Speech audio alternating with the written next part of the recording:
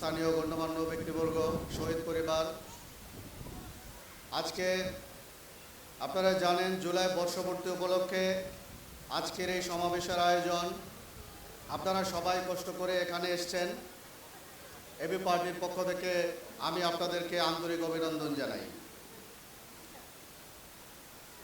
আমন্ত্রিত অতিথিবৃন্দ, আজকে আপনাদের এখানে শ্রমিক সমাবেশ নামে যে সমাবেশটি এখানে হচ্ছে, আপনারা যারা এখানে উপস্থিত হয়েছেন, এই কথা দ্ব্যর্থহীন কণ্ঠে আমি বলতে পারি, বাংলাদেশের শ্রমিক এবং বাংলাদেশি প্রবাসী ভাই বোন শ্রমের বিনিময়ে, রক্ত ঘামের বিনিময়ে এই দেশে আমাদের যেই আধুনিকায়ন হয়েছে, অর্থনৈতিক সমৃদ্ধি যতটুকু হয়েছে আপনাদের শ্রম এবং ত্যাগের বিনিময়ে হয়েছে।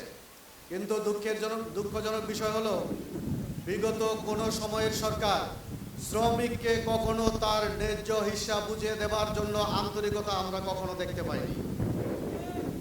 আমরা দেখতে পাই ঢাকায় যে শ্রম ভবন আছে, প্রায় সারা বছর ব্যাপী আন্দোলন করতে থাকে, আমার বেতন দাও, আমার ঘরে খাবার নাই।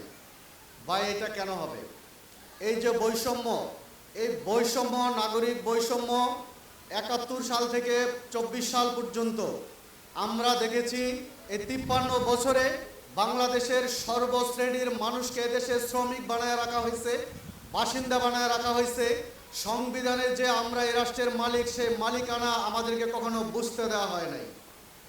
আমরা যতবার বুঝতে চেয়েছি ততবারই স্বৈরাচারের বুলেটের আঘাতে আমাদেরকে রক্তাক্ত করা হয়েছে, ক্ষতবিক্ষত করা হয়েছে, লাশ গুম করা হয়েছে।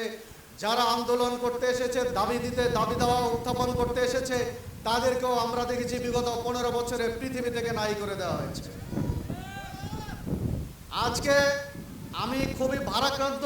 এই জন্য আমি যখন দেখি এই অভ্যুত্থান পরবর্তী সময়ে বাংলাদেশের সর্বস্তরের মানুষ, শ্রমিকরা সহ জীবন দিয়ে ফ্যাসিস্টকে বিদায় করার পরে ন্যায্য অধিকারের জন্য যখন জীবন বাজি রেখে এখনো রাজপথে আছে, বর্তমান সরকারের কাছে বিভিন্ন দাবি দেওয়া নিয়ে যখন তারা বিভিন্নভাবে আন্দোলন করছে, বিভিন্ন দাবি দেওয়া উত্থাপন করছে, বিশেষ একটা গোষ্ঠী এখনো চাচ্ছে সেই স্বৈরাচারী খুনি হাসিনাকে বিভিন্নভাবে আবার পদায়ন করতে।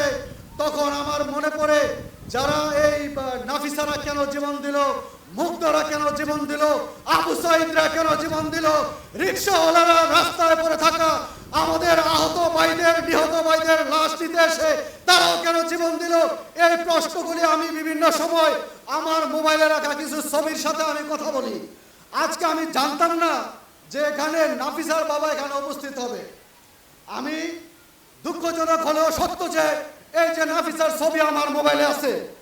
আমি নাফিসাকে জিজ্ঞেস করি, নাফিসা, তোমার এই রক্তের বিনিময়ে কি আমরা এদেশের পূর্ণ স্বাধীনতা ধরে রাখতে পারবো কিনা?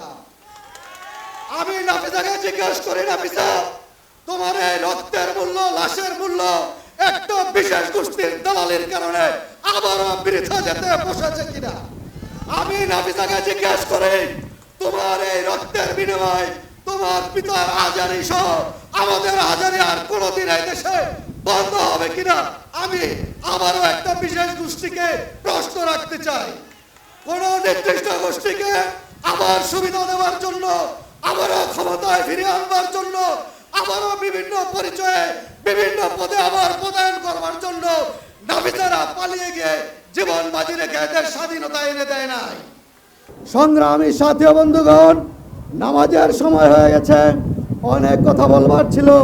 আপনাদেরকে ঐক্যবদ্ধ থেকে এই দেশের যতদিন পর্যন্ত নাফিসাদের জীবন দেওয়ার পূর্ণ অর্থ বাস্তবায়ন না হবে, এবি পার্টির সাথে আপনাদেরকে একাত্মতা ঘোষণা করে আমাদের হাতকে শক্তিশালী করবার জন্য উদাত্ত আহ্বান জানিয়ে আমার সংক্ষিপ্ত বক্তব্য এখানেই শেষ করছি। লাখো শহীদের রক্তে কিনা দেশটা কারো বাপের না।